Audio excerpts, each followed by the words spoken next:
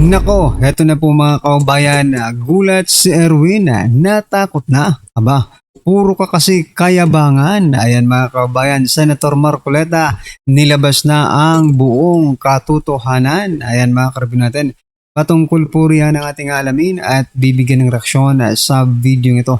Pero bago po natin simulan yan mga kaubayan, palike naman po ng video ito. Malaking tulong po yan. Maraming salamat po. At eto nga mga kaubayan, bago po natin i-play yung video, eto pasadahan po muna natin tong mga nagte-trending na balita dito po sa social media. At eto nga, no? Eto pong si Jose Claire Castro. Aba, mula po ito sa Batas PH, sabi po dito ni Palace Press Officer Claire Castro, maraming nagsasabi na wag namang kapit tuko sa pwesto. Ba, sino kaya pinariringgan nito? Ngayon po, ang kailangan ng bayan ay ang totoong leader. Correct. We need, no? Yung totoong leader, hindi yung nagne-negative 15 na. Hindi sinasabihan ang sarili. Hindi sinisilbihan ang sarili. Hindi sinisilbihan ang interes ng mga kaalyado. Ba? So, siguro ngayon ang tamang panahon ng magpakabayani siya. O, ang tinutukoy niya po pala mga kabayan ay si SP Alan mga karibin natin. Pero mas, ito kung aanalisahin mo po yung kanyang pahayag, mas nababagay itong kanyang pahayag ay intended to, no? O the president, no? Ito ay akmang-akma yung pagkaka-describe niya sa ating Pangulo. Sabi niya dito kasi totoong leader, di ba? Wag kapit tuko. Kasi si President Bongbong Marcos Jr., kahit negative 15 na po ang kanyang satisfaction rating, ay kapit tuko pa rin. You know what, Clara? Bakit hindi mo sabihin yan sa amo mo? Di ba? Sa presidente mo kaya yan sabihin, no? Hindi kay SP Alan. Alam naman po ng lahat kung bakit tinitira nyo lahat, no? Lahat ng agencies, no? Lahat ng departamento ng gobyerno ito. Gusto nyong mawala sa pagka-Senate President itong si Alan Cayetano, mga kabayan. Dahil lumabas na whether matanggal po or hindi si SP Alan bilang Senate President, nasabi na po, no, ng 18 Marines. Kaso nga lang, gaya na nangyari noon, di ba? Pag nawala si SP Alan, mga kabayan, sa Senate Presidency, baka mabilis din makalimutan ng taong bayan kung ano yung sinabi ng 18 Marines, no? Kasi nangyari na po dati, di ba? Na-divert po ng media, ng mga politiko, ng mga vloggers ng kabila, di ba? Ng mga BBM loyalists, nadadivert po nila ng mga mainstream media, nadadivert po nila yung issue to another issue, kaya nakakalimutan po ng taong bayan kung ano po yung sinasabi, di ba? Ng 18 Marines, no? Sana po ay wag mangyari mga kababayan. Ito po ang naging komento ng ating mga kababayan patungkol dyan. Sabi po ni Jonas, coming from you, Claire, aba, na. Sinasaniban na naman si Claire, aray ko po. Sabi po ni Dominic Carillo, 24 called, 12 present during June 3. Senate Plenary Session, quorum, ayan, Cayetano, 1987 Constitution, flood control exposed. Gatchalian, 1935 Constitution, flood control cover up. Which one will you follow? Tama itong sinasabi dito ni Dominic Carillo, mga kabayan, na palakpakan po natin. Alin po ang ating susundin? Yung 1987 Constitution, which expose the flood control anomalies, or yung napakatanda na pong Constitution, 1935 Constitution, which cover up the flood control, mga kabayan, no? Sabi naman po ni Dasori, buti wala pong binanggit na naka-uniforme. Ayan. Tell that to your boss. Correct. That's what I'm trying to point out kanina pa. Sino sabi nito? Ito, i-highlight natin. Yan. Sabi po ni Renelda Murphy. Ayan, correct mga kaubayan. Tell it to your boss. no? Because that is the best description na ma-describe natin sa ating presidente ngayon.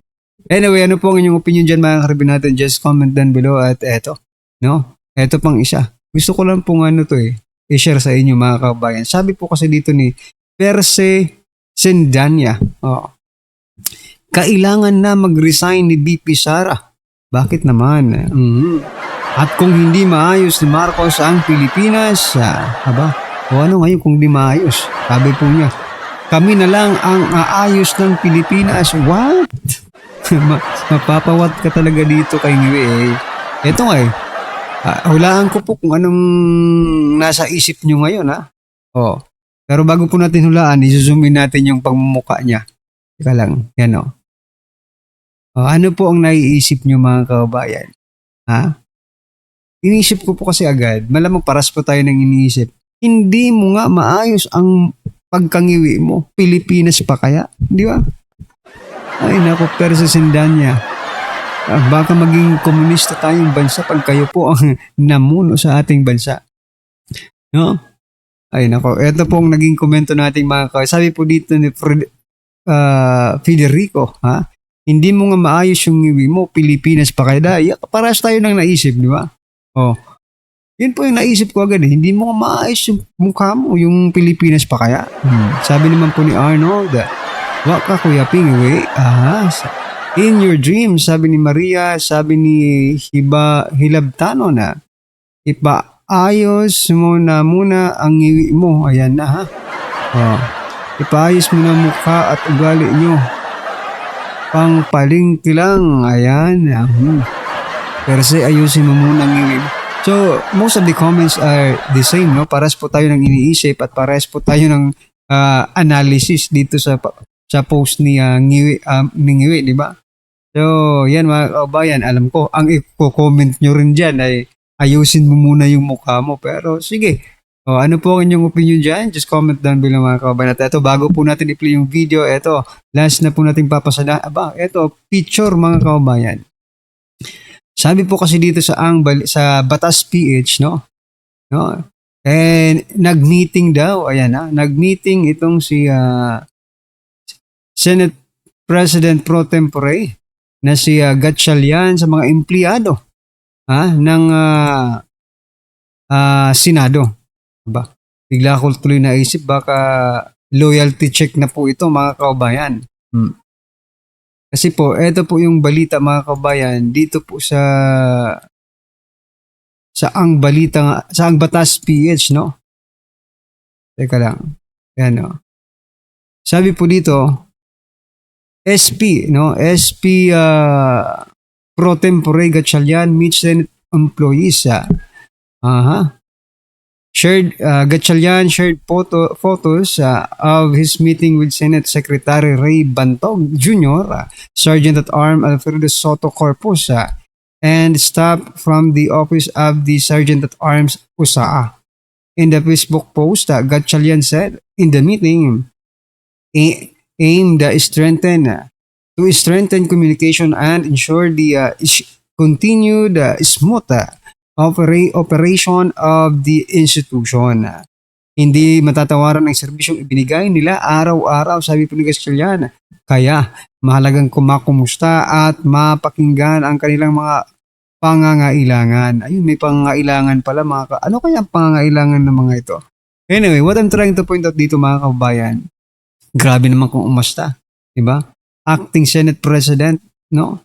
Pero nagpa-meeting po mga kababayan. Well, anyway, ang naibigla kong naisip baka loyalty check ito para ngayong araw, di ba? Kasi ngayon magsisisyon. Baka, kanino kayo kakampi? Sa kanila or sa akin, di ba? Sa akin na kayo kasi isosolve natin yung mga pangangailangan ninyo, di ba? Ito pong naging komento ng ating mga kababayan. Sabi po dito ni Dio, feel na feel ang pagka-acting SPA. Masaya naman ang admin dito kasi may utusan na naman silang bago. Correct. May bagong tuta, aso, ang administrasyon sa Senado. Kasi si SPA lang, hindi nila kayang hawakan sa liig. Malamang, ito pong si Gatchalian, no? Hindi lang liig ang hinahawakan nila dito.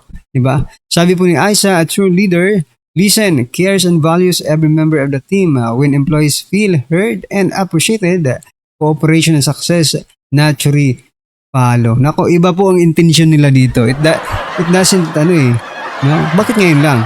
Ha? Sabihin mo, he cares, listen, and value the members. Bakit ngayon lang? Diba? Bakit ngayon kung saan mayroon pong kinaharap, no? Na mga issue yung Senado ng leadership, di ba? So this is not about nakikinig ba siya, no? O nagki-care ba siya sa mga employee? No. Ang gusto po ni Kaitia Chalian dito, sa kanya sumunod at hindi sa Senate President sumunod yung mga tao dyan sa Senado. Di ba? Napakaklaro naman po niyan, mga kabayan. Anyway, ano po ang inyong opinion? Just comment down below at eto na mga kabayan, i-play na po natin yung video. Pasok pa. Versikulo 32. Hindi versikulo ang tawag doon eh. Basta yun ang ibig ko Opo, sabihin. opo. Sige na. Kailangan malinaw lang ito. Oho. Then you will know the truth, sabi niya. Yan. Oho. And the truth will set you free. No. O, Tagalog. O, palakpakan nun natin. Talagang dito sa usapan na to, doon lang tayo sa katotohanan. At kapag nalaman mo ang katotohanan ay magpapalaya sa iyo. Diba? Tama po ba? That At truth. ngayon, sabi niya, Oh. at malalaman mo ang katotohanan. At malalaman mo katotohanan Sapagkat ang katotohanan ang magpapalaya sa iyo. magpapalaya sa iyo. Oo. Bakit ka palalayain ng katotohanan? Malalaman mo ngayon talaga kung sino ang dapat managot. Oho. Sa pinakamalaki, pinakamaanumalyang pagnanakaw sa salapi ng bayan. Alam po ninyo, hindi namin alam kung paano i-describe ito eh. Siguro ito po ang pagnanakaw na po pwedeng maisulat sa Guinness Book of World Records. Oho. Bakit po? Kasi po ang magnanakaw dito, hindi katulad ng karaniwang magnanakaw na nagtatakip ng muka o gumagamit ng iba't ibang kaparaanan para yung kanyang pagkakakilanlan Hindi makikilala siya. ay no? hindi. Oh. May tatago Mabunyag. niya. Opo, oo. Kung minsan gumagamit sila ng kadiliman, lahat.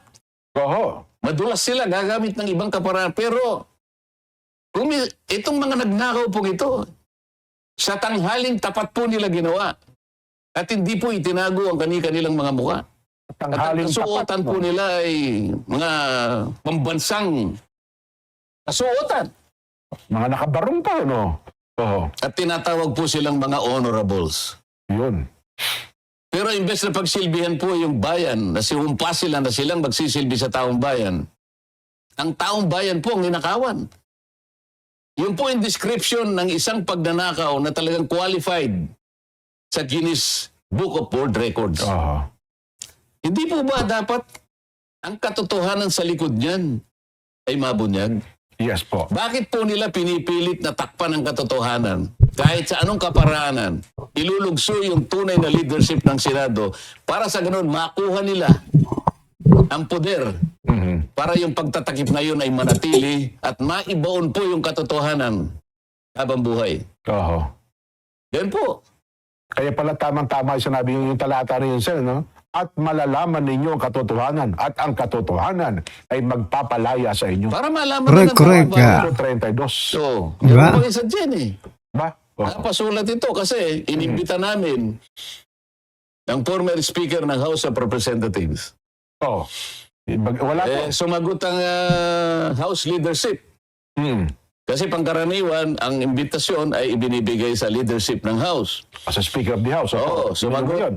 Sumagot yung Secretary General, siyempre sa kapahintulutan ng Speaker ng House of Representatives. Opo.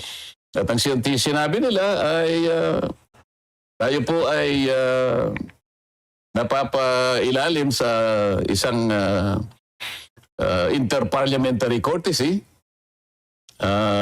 Hindi po namin pwedeng dinidecline po namin ang imbitasyon niyo At tinatanggihan pa rin nila. Oh. dahil yan po namang mga bagay na inyong pag-uusapan dyan ay yung iba po ay tinatalakay na po sa mga piling ahensya ng ating pamahalaan kagaya ng ombudsman at kung gano'n ganyan yan. Sinagot din palang office, no? Sa mga Section. ayaw nilang ibigay. Opo. ang pahintulot na makadalo yung iniimbita namin. Oho. Kasi kasama rin din ng ombudsman at saka yung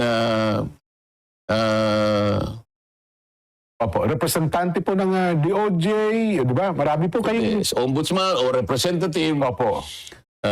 yun naman DPW at secretary or representative. Yun naman, Opo, pati BBM. wala naman secretary silang at sinabi, representative. basta na hindi na lang sila dumating. Ang sinasabi ko lang na nag-decline ay yung House of Representatives dahil nga doon sa ganong kadahilanan. Ang masasabi ko lang, nung una kasi, ganun din ang ginawa nila nung panahon na ang chairman ay si Ping Lacson dahil daw meron ng ICI noon na nabuog naman. Ganun din ang bali pangangatwira na ginawa. Opo. Eh sabi ko naman, paano hindi natin iimbitahan sa sarili ko lang namang ito? Yung sulat kasi dyan, hindi naman naka-address sa akin. Naka-address sa chairman ng Blue Ribbon Committee, si Senator Pia Cayetano. Okay, opo. Pero kung ako si Senator Pia, ang isasagot ko lang ay sana ganun din ang isagot niya, Jen. Oho. Na yun pong interparliamentary courtesy. Yun po ay courtesy na namamagitan sa panig lang nating mga mambabatas. Oho. Sa mga senador at mga congressmen Yes po. or Oho. congresswomen. Kapwa ninyo mababatas. Tayo lang ang saklaw noong. Oho. Nung Yung kortesiya na yun. Oho. Pero ang pinag-uusapan natin ay higit na po sa atin eh. Labas na po sa interest ng dalawang chambers eh. Ng Oho. dalawang kapulungan. Ang pinag-uusapan na po natin ang pinakamalaking pagnanakaw na nagawa sa kasaysayan ng ating republika. Oho. Ang pinag-uusapan na po natin interest ng mamamayan. Bakit po kung kayo po ba'y dumating sa imbitasyon namin, ang ibig ba sabihin hindi namin kayo ginalang? Oho. Mas lalo nga kayong magiging bida sa amin eh. Oho. Kasi yung imbitasyon namin, kahit hindi na kayo pinayagan halimbawa ng leadership ng House of Representatives, Eh, pinaunlakan pa rin nila. pero nagpaunlak po kayo, Oho. sa akin palagay mas bida kayo kaysa noon eh. Ay, tama naman. Kumbaga, handa ko. Kaya ang tanong ko, Jen, Oho. tanong ko rin sa lahat, lalo na sa kanila, ang tanong ko doon sa grupo ng Bendalo, hindi ba paggalang ang pag-imbita sa kanila? Oho. Kung dumating ba siya, nawalan ba siya ng karangalan? Oho. Binastos ba namin siya kung dumating? Tatanungin ka lang eh. Kaugnay ng pagnanais ng taong bayan na makita ang kaganapan ng lahat ng ito. Oho. At katapos-tapusan, mapanagot lahat ang dapat managot dito. Yun lang imbitasyon siya. Hindi paggalang mo eh. Imbitasyon. Hindi mas maayos sa pag-iimbita. Kaya Paggalang, pagrespeto nga po. ibig mo bang sabihin, gagamitin mo yung kortesiya na isang pananggalang Oho. laban sa interes ng mamamayan na naghahanap na ng katotohanan? Diyan, ang root word natin ngayon, ang pinaka-importanting salita ngayon, katotohanan. Katotohanan. Magiging So yan mga kababayan, ano po kanyang masasabi dyan? Dapat talagang lumabas ang katotohanan, di ba? Sabi nga ni Senator Rodante Marcoleta kanina, the truth will set you free. Kaya dapat talagang lumabas na ang katotohanan para makalaya na ang ating bansa sa kung anumang kinaharap natin ngayon. O yan mga kababayan, ano po kayong masasabi dyan? Just comment down below at syempre huwag mong kalimutang i-like ang video ito. Malaking tulong po yan. Maraming salamat po.